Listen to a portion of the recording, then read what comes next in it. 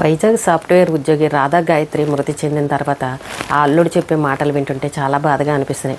ఎందుకు తన జీవితాన్ని తనే ఈ రకంగా నాశనం చేసుకున్నాడని ఒక పక్క బాధగా కూడా ఉంది. ఎందుకంటే ఈ రోజుల్లో సంబంధం దొరకడం, మనం కుదుర్చుకోవడం, పెళ్లి చేసుకోవడం అని అంటేనే అదొక పెద్ద గగనంలాగా అయిపోయింది. ఈ రోజుల్లో అమ్మాయిలు దొరకడం కష్టమైపోయింది. చాలామంది 40 ఏళ్ళు వచ్చిన వాళ్ళు కూడా ఉన్నారు, అసలు పెళ్ళిళ్ళు అవ్వకుండా ఉండేవాళ్ళు. వాళ్ళు ఎంతో బాధపడుతున్నారు. మాకు ఒక అమ్మాయి దొరికితే చాలు, మేము చాలా ప్రేమగా చూసుకుంటామని పాపం ఇలా చెప్పేవాళ్ళు కూడా ఉన్నారు. కానీ ఈ అబ్బాయి చక్కగా అంత అందమైన అమ్మాయిని పెళ్లి చేసుకుని ఎందుకు ఈ రకంగా చేశాడు అనేది కూడా అర్థం కావట్లేదు. అంటే ఇప్పుడు ఆ అబ్బాయి చంపాడా లేదా అనే విషయం అయితే వీళ్ళు అనుమానిస్తున్నారు. కానీ ఇంకా పోస్ట్ మార్టం రిపోర్ట్ వస్తే అసలు విషయాలు ఏంటనేవి బయటపడతాయి. నిజంగానే ఒకవేళ వాళ్ళు డ్రింక్ చేసినా సరే ఎందుకు చనిపోతారు? ఇది కూడా డౌట్గానే ఉంది. తాగిన వాళ్ళు చనిపోతారా ఇలాగా?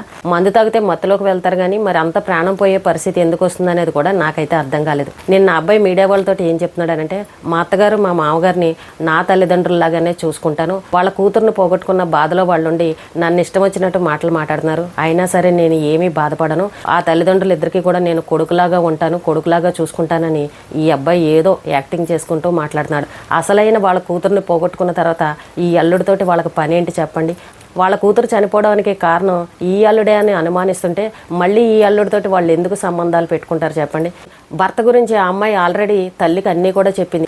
అమ్మ ఇలా అనుమానిస్తున్నాడు, ఇలా నన్ను ట్రాక్ చేస్తున్నాడు, ఈ ప్రతి క్షణం వీడియో కాల్ చేయమంటున్నాడని చిన్న చిన్న విషయాలన్నీ కూడా ఆ తల్లికి కూతురు ఎప్పుడో చెప్పుకుంది. అలాంటివన్నీ ఆ కుటుంబ సభ్యులకు తెలిసినప్పుడు ఈ అల్లుడిని మళ్ళీ దగ్గరికి ఎందుకు చేరనిస్తారు?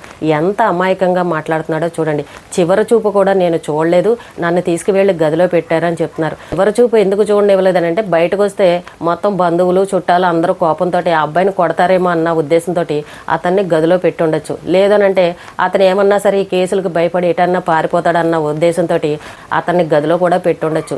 ఏది ఏమైనా కానీ వాళ్ళ కూతురు పోయిన తర్వాత నీ మీద ఎందుకు ప్రేమ ఉంటుంది? అమ్మో అల్లుడని ఎందుకు గౌరవిస్తారు?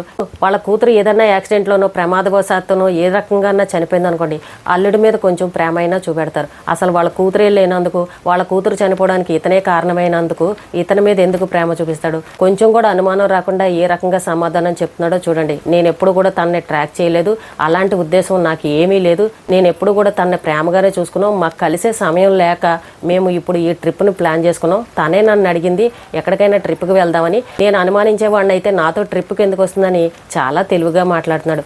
ఎప్పుడూ లేని ప్రేమనంతా కూడా ఈ 4 రోజులే చూపించాడని తల్లిదండ్రులు చెప్తున్నారు. అక్కడ ఏం జరిగిందనేది ఆ రిపోర్ట్లు వస్తే తెలిసాయి, కానీ ఈ అబ్బాయి చెప్పే మాటల్లో మాత్రం నిజమైతే ఎక్కడా కనిపించట్లేదు. ఆ అమ్మాయిని మానసికంగా అంటే కొంతమంది చూడండి పైకి చూస్తే దెబ్బ కనబడదు, కానీ లోపల మాత్రం నొప్పి ఉంటుందని అంటారు చూసారా? ఈ అబ్బాయి చేసిన పని అలాగే ఉంది. పైకి మాత్రం అత్తయ్య మావయ్య అని అంటూ కనబడితే కాళ్ళ మీద పడిపోవడం, కూతుర్ని వాళ్ళ ముందర కూతుర్ని చాలా ప్రేమగా మాట్లాడడం, ఇలాంటివన్నీ చేస్తాడు. చిన్న చిన్న విషయాలు ఉన్నా సరే వాళ్ళ వియ్యంకులకి చెప్పి మీ అబ్బాయి ఇలా అంటున్నట్ట కొంచెం చూడండి అని అంటే ఆ తల్లిదండ్రులు వెళ్ళి ఆ అబ్బాయిని తిట్టడం, ఏదో లోపల పెళ్ళై 7 నెలలే అయ్యింది కాబట్టి అన్నీ లోపల జరిగిపోయి చిన్న చిన్న విషయాలే కదా సర్దుకుపోతారులే అని చెప్పేసి ఈ తల్లిదండ్రులు కూడా పెద్ద గొడవలు ఏమీ చేయలేదు. ఇతను ఏంటంటే భార్యకి పైకి దెబ్బ కనబడకుండా లోపల మానసికంగా నొప్పి వచ్చేలాగా చేశాడు. ఆ అమ్మాయి పాపం ఏ విషయం కూడా చెప్పుకోలేకపోయింది.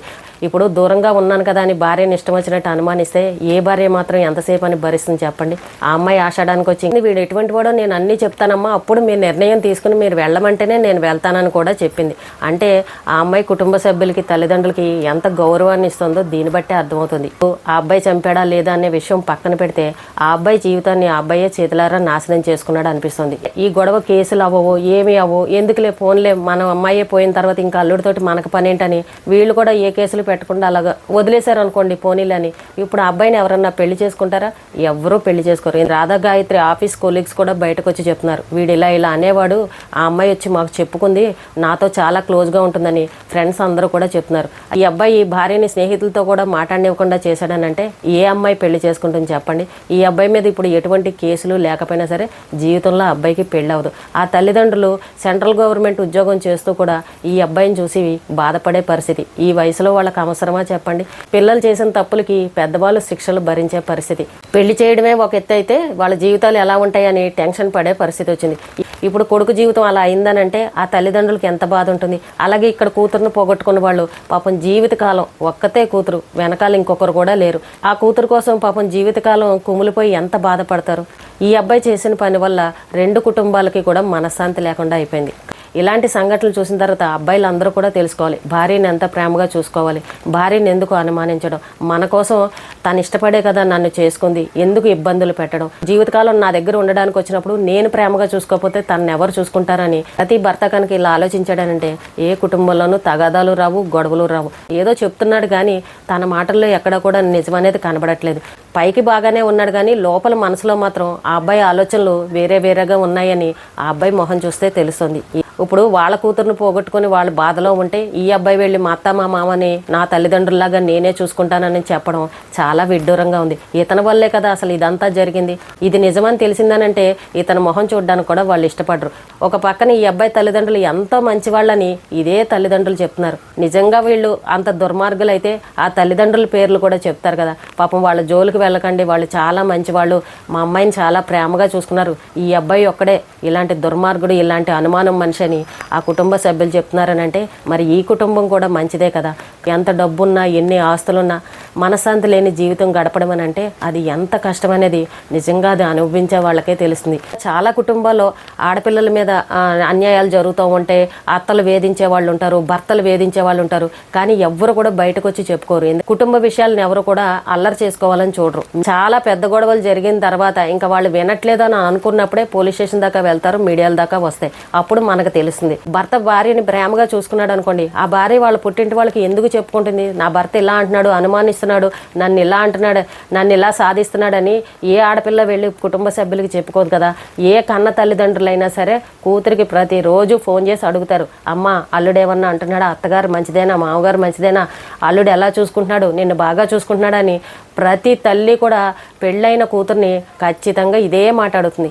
మరి ఈ అమ్మాయి నుంచి రిప్లై ఆ తల్లి దగ్గరికి ఏమని వెళ్ళాలి, అమ్మ మా ఆయన చాలా మంచివాడు, నన్ను బాగా చూసుకుంటాడని ఈ కూతురు చెప్పాలి. మరి ఈ కూతురు అలా చెప్పాలని అంటే భర్త అమ్మాయిని చాలా ప్రేమగా చూసుకోవాలి. అలా చూసుకున్నాడని అంటే ఏ కుటుంబంలోనూ గొడవలు రావు, ఇలాంటి పరిస్థితులు ఏ కుటుంబానికి జరగవు.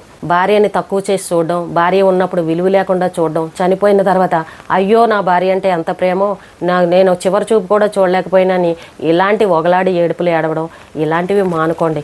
ఏదైనా సరేనండి, మనిషి ఉన్నప్పుడు గౌరవంగా చూసుకోండి. పోయిన తర్వాత మీరు ఏదో సాధిద్దామని అనుకుంటారు కానీ మీ జీవితం మొత్తం జీరో అయిపోయే పరిస్థితి. ఇప్పుడు ఆ అమ్మాయి ఏ కారణం చేత చనిపోయినా, ఈ అబ్బాయి తప్పు లేకపోయినా సరే ఇప్పుడు ఆ అబ్బాయి జీవితం జీరోనే అయిపోయింది. ఎందుకంటే ఇంకొక సంబంధం రాదు, ఆ అబ్బాయిని ఎవరో పెళ్లి చేసుకోరు, ఇంకంతే. ఇంకా ఆ తల్లిదండ్రులు ఈ అబ్బాయిని చూసి కుమ్ములిపోయి బాధపడుతూ ఉంటారు. చూసారా పరిస్థితులు ఎలా మారిపోయాయో. భర్త ఎప్పుడు కూడా 10 రకాల భోజనం పెట్టి కారుల్లో తిప్పి షికారులు కొట్టించాలని ఇలాంటి కోరికలు మాత్రం కోరుకోకండి. కొత్తగా పెళ్ళైన జంట చిన్న వయసులోనో ఇప్పుడు ఆ అమ్మాయి ప్రాణం పోయిందని అంటే ఏ తల్లిదండ్రులకి బాధ ఉండదు చెప్పండి. ఇప్పుడు అల్లుడి మీద ప్రేమ ఉంటుందా? ఆ అల్లుడి మొహం చూడాలనుకుంటారా? అల్లుడితో మాట్లాడాలని అనుకుంటారా? ఈ అబ్బాయి ఇంకా ఎక్కడో ఏదో ఊహించుకుని మాట్లాడుతున్నాడు. మా అత్త మా మామని నేనే చూసుకుంటాను అంటున్నాడు. వాళ్ళ అమ్మాయి పోయిన తర్వాత ఈ అల్లుడిని పట్టించుకోవాల్సిన అవసరం ఆ తల్లిదండ్రులకు అస్సలు లేదు, పట్టించుకోరు కూడా. ఏ కుటుంబానికి కూడా ఇలాంటి కష్టం రాకూడదు, ఇలాంటి బాధ రాకూడదు. ఈ మధ్యకాలంలో కొత్తగా పెళ్ళైన జంటలు ఎవరో ఒకళ్ళు చనిపోవడం, ఎవరో ఒకళ్ళు ఏదో ఒకటి చేయడం ఇలాంటివే మనం ఎక్కువగా చూస్తున్నాం. కాబట్టి ఇలాంటి సంఘటనలు ఏదైనా చూసినప్పుడు అందరూ జాగ్రత్తగా ఉండండి, ఒకరినొకరు ప్రేమించుకోండి. డబ్బు లేదనుకోండి, ఈ రోజు కాకపోతే డబ్బు రేపన్నా సంపాదించుకుంటాం, కానీ మనుషులు పోయారంటే మాత్రం మళ్ళీ తిరిగి తీసుకురాలేం. ఈ విషయాన్ని గుర్తుపెట్టుకున్నారని అంటే మీ జీవితాలు ఎప్పుడూ బాగుంటాయి.